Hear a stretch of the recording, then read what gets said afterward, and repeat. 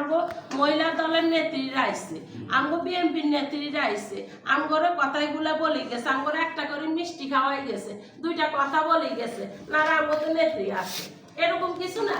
আপনারা যখন এভাবে ছোট ছোট মিটিং করবেন তখন দেখবেন আপনাদের কথাগুলো শুনিও মানুষ কিন্তু আসবো, এরা আপনাদের কাছে নালিশ করবো, এ আপা শুনেন আমগো এই মহিলা দলের এই বিএনপির মহিলা অমুকে এই করছে হসপিটাল যান লাগবো, আমগো সালমাপারে কনসে ওকে টেলিফোন করে দিত,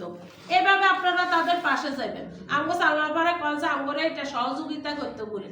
আপনারা যখনই আমার কোনো আল্লাহ না করো কারের কোনো সুবিধা অসুবিধা হসপিটাল বলেন আপনার থানা বলেন যেখানে যে সমস্যাগুলো আপনারা নেত্রীরা আমার কমিটির যে মহিলারা আছেন আপনারা মা বোনদেরকে আপনারা কিন্তু পাশে দাঁড়াইবেন। পাশে যখন দাঁড়াইবেন শুধু কি আমগো ভোটকা চাইলেই হইব না, আমরা মানুষের বিপদ আপদ মানুষের পাশে দাঁড়াইতে টাকা দিয়ে মানুষের অনেক কিছু হয় না, অনেক কিছু মানুষের গা খাটিয়েও কাজ করে দিতে হয়।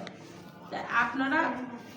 এই যে আমাদের নেত্রী যারা আমাদের নেত্রীরা আপনারাই আবার আগামী দিনের আপনারাই ওয়ার্ডের নেতৃত্ব দিবেন। আমাদের যে মহিলা পোস্ট আছে এই যে মহিলা কাউন্সিলর হইব, মহিলা বিষয়ক অধিদপ্তর আছে, তারপরে নারী সংস্থা আছে, বিভিন্ন ইয়ে আছে, আমরা আমাদের এই কমিটি থেকে মহিলাদেরকে যাচাই বাছাই করি আবার ওইসব জায়গায় আমরা ওদেরকে ওইখানে আমরা আবার যখন আল্লাহ যদি বাছাই হয়ে গেলে আমাদের তারেক রহমান সাহেব এগুলা বলে দিছে বুঝছেন, 31 দফার মধ্যে উনি মহিলাদের জন্য অনেকগুলা কাজকর্ম অনেকগুলা সুযোগ সুবিধা আপনাদের জন্য রাখছে, উনি বারবার ওনার এইগুলা করবেন। আর আমার সাথে আপনারা সবাই ফেসবুকে জয়েন্ট হইলে আমার ইয়েতে সবগুলা ইয়ে আসে, তারেক রহমান সাহেব আছে এক মানে খালেদা জিয়ার সবগুলো পেজগুলো আমার সাথে অ্যাড আছে, তো